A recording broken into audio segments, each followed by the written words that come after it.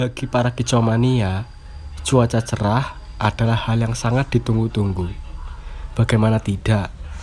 Dengan adanya cuaca cerah, kicauomania bisa menjemur burung di pagi hari yang dapat memberikan manfaat untuk burung andalannya. Selain itu, adanya cuaca cerah juga membuat para kicauomania merasa bahagia karena bisa pergi ke arena lomba burung untuk siap bertempur di lapangan.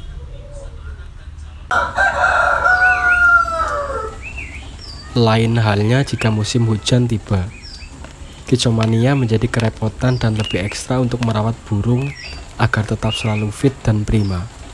Salah satu alasan terbesarnya tentu karena tidak bisa menjemur burung saat musim hujan. Tapi teman-teman tidak usah khawatir.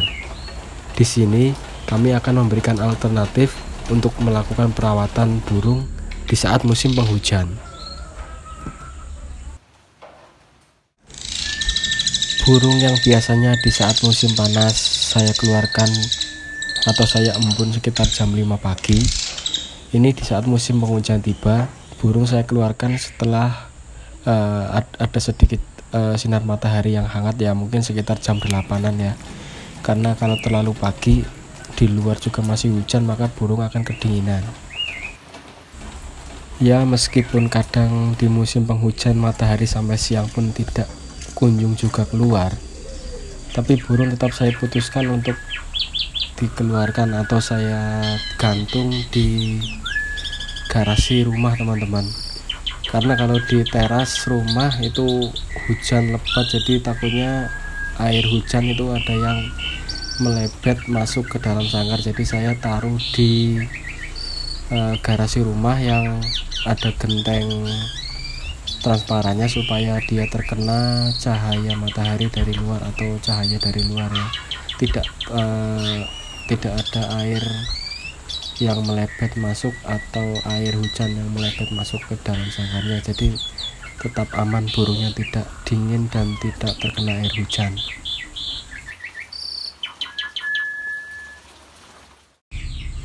Memang ketika musim hujan datang berhari-hari, datangnya sinar matahari pun adalah sesuatu hal yang sangat ditunggu-tunggu tentunya.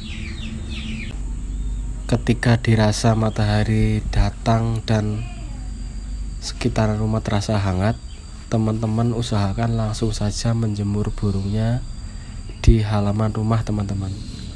Dan apabila dirasa panasnya tersebut atau cahaya mataharinya dirasa berangsur bisa sampai siang hari atau sore hari, teman-teman juga bisa memandikan burung-burung peliharaannya.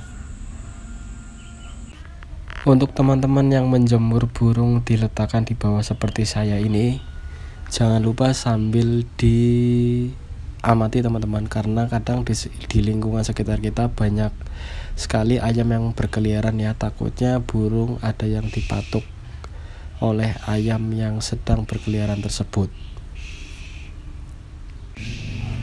Biarkan burung menikmati hangatnya sinar matahari dulu sekitar 15 menit sampai setengah jam. Baru setelah itu teman-teman bisa lanjut untuk memandikan burungnya. Teman-teman bisa memandikan burung dengan cara memberikan cepuk yang besar di dalam sangkarnya seperti yang saya lakukan ini, atau bisa juga dengan cara memasukkan burung ke dalam keramba mandinya, atau teman-teman juga bisa melakukannya dengan cara menyemprot halus di burung yang teman-teman miliki atau teman-teman pelihara. Kembali lagi untuk memandikan burung itu selera atau tergantung dari kebiasaan burung yang teman-teman pelihara ya. Setelah burung dirasa selesai mandi, kemudian burung lanjut untuk dilakukan penjemuran. Dan untuk lamanya durasi penjemuran sendiri itu tergantung dari adanya matahari teman-teman, adanya sinar matahari atau adanya panas ya. Karena ketika musim penghujan seperti saat ini, kita tidak bisa memprediksi berapa lama panas hari ini ya. Jadi usahakan dijemur selama 1 jam saja teman-teman, karena kita tidak tahu setelahnya nanti atau ada hujan atau tidak, jadi kita tidak tahu. Jadi usahakan dijemur selama 1 jam saja.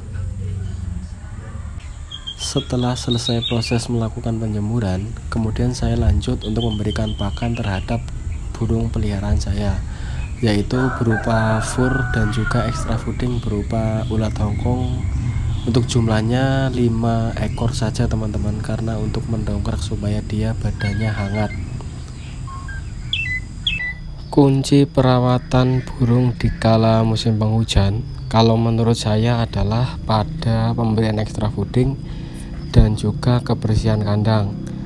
Kalau untuk extra foodingnya yang utama ketika musim hujan seperti ini, karena tidak ada panas, jadi saya dongkrak stamina dan juga emosinya biar dia tetap gacor, adalah dengan cara memberi extra fooding berupa ulat Hongkong teman-teman.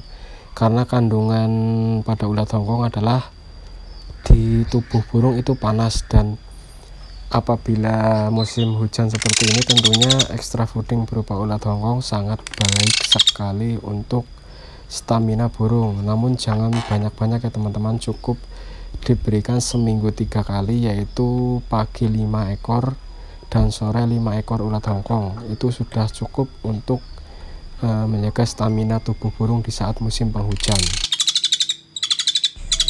Kemudian gantung di teras rumah dan biarkan dia bernyanyi dengan riang gembira.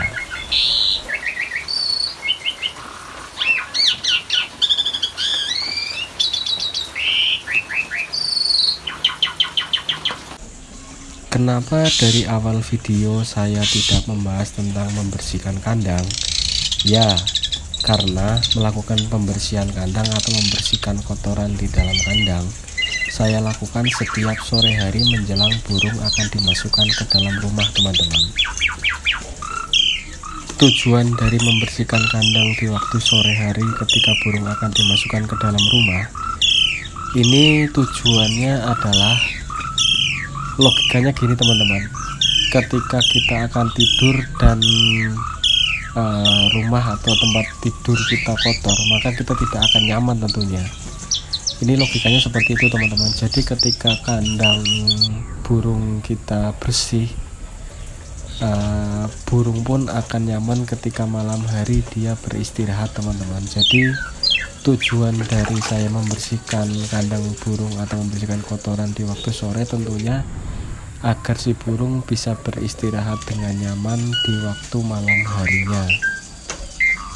Setelah selesai membersihkan kandang, tidak lupa saya juga mengganti air minumnya teman-teman, karena seringkali burung salak suka mandi di dalam sangkarnya. Maka dari itu kadang air minumnya sudah kotor tercampur dengan kotoran yang sisa dia mandi. Jadi ketika sore hari saya membersihkan kandangnya, tidak lupa juga untuk mengganti air minumnya. Kemudian setelah selesai membersihkan kotoran di dalam sangkarnya, saya lanjut untuk memasukkan burung ke dalam rumah. Burung sudah terbiasa tidak dikerodong, maka saya biasa digantung di dalam rumah dengan cara diablak teman-teman, karena burung memang saya tidak biasakan untuk dikerodong.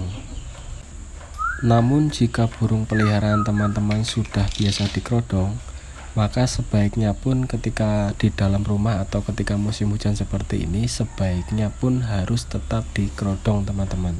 Jadi untuk dikerodong atau diablak itu tergantung dari karakter burung teman-teman ya.